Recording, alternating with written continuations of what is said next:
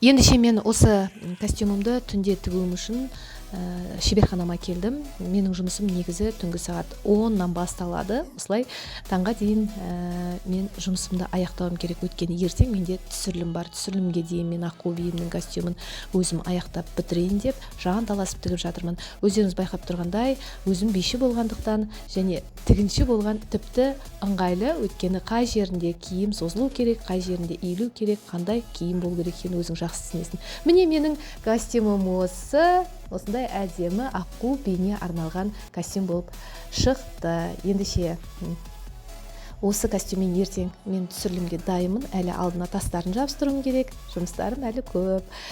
Түнде жұмыс жасағанның бір жағы ыңғайлы, өйткені түнмен ешкім телефонға хабарласып, ешкім мазаламайды. Ендеше мен барып ертеңге дайындалайын.